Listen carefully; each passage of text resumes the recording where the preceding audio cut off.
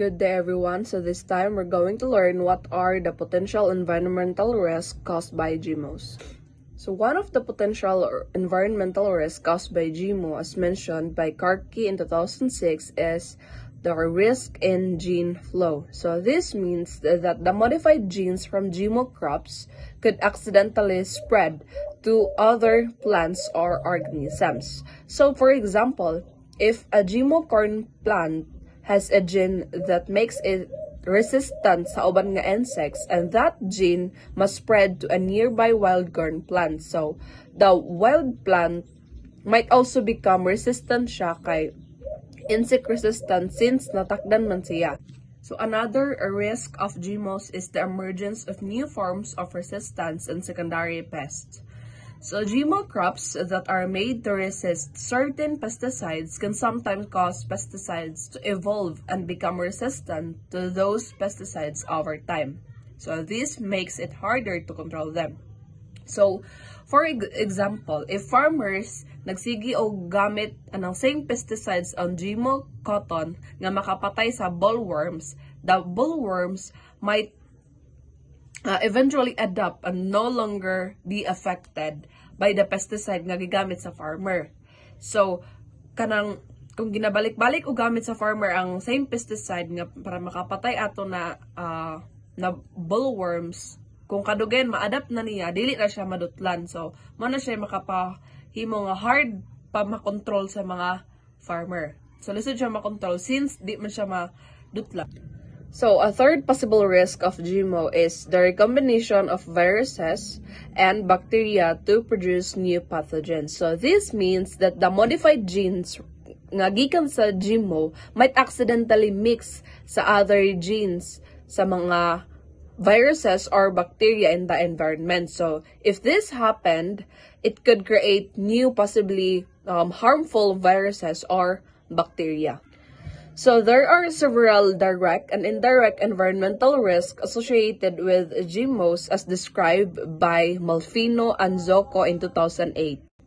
So the direct environmental risks are introduction of the GMOs in the natural environment may cause disruption of the natural communities through competition or interference.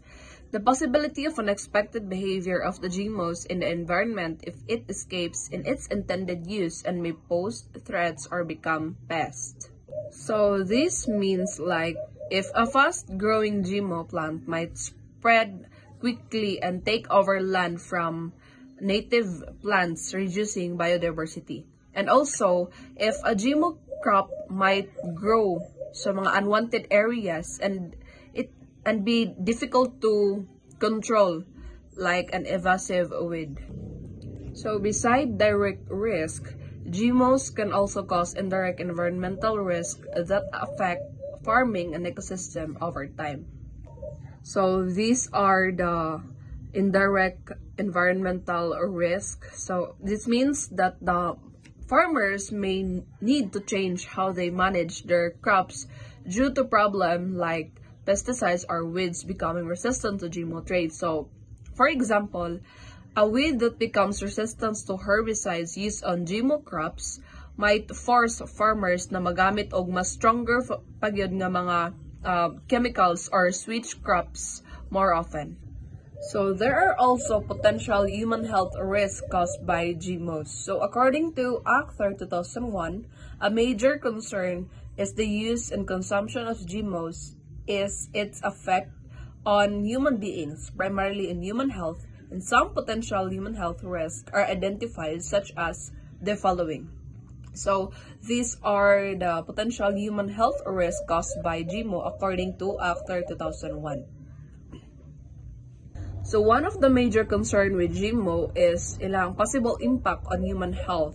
So when people eat genetically modified foods, there is a chance of unexpected effect like allergies or long-term health issues that might not be immediately visible. So according to Onkiko 2016, worldwide, there are many groups that campaign against GMO food consumption. They encourage people to boycott GMO products and be vigilant in checking if the food they buy has GMO ingredients. So in the Philippines, the Supreme Court has ruled against the use of BT eggplant, another genetically modified crop. So all around the world, many groups are actively campaigning against the use of GMO or the genetically modified organism food. So their main concern is ang health o ang environmental safety. So these groups encourage people to avoid buying GMO products and to always check sa mga food labels if nag-contain ba na siya og GMO ingredients.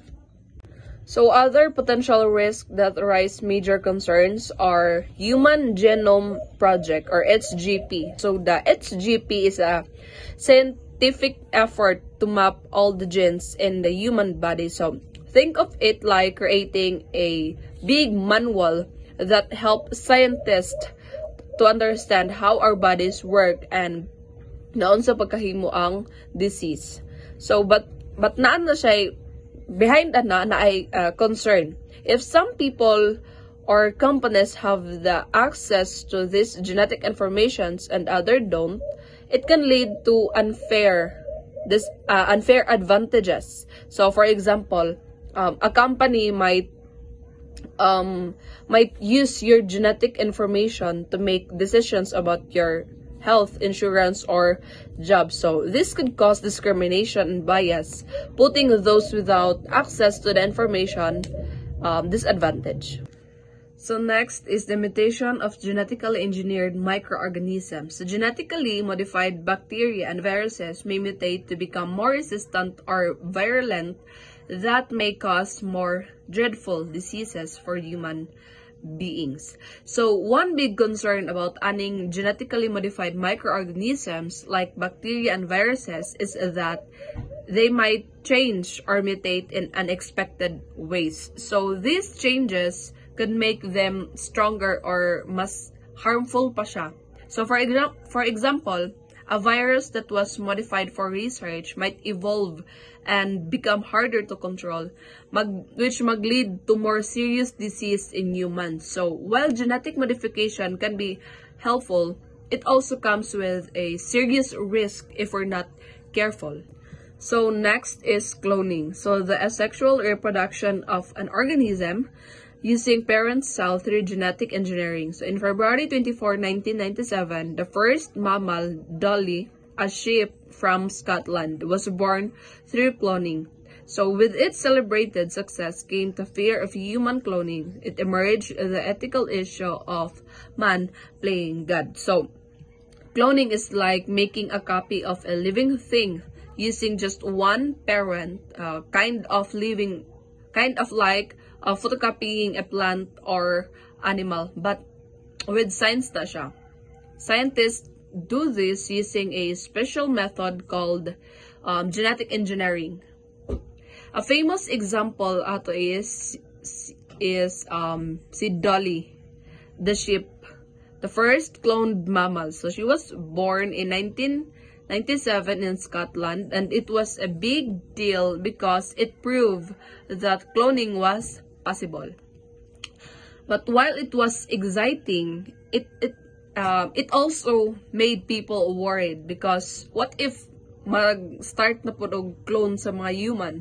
So some people felt na it was like ang mga tao gitry nila kanang dula-dulaan gani ang Ginoo, which lead to lots of debate about whether cloning should be allowed or not. So that concludes our topic. Thank you for watching and listening.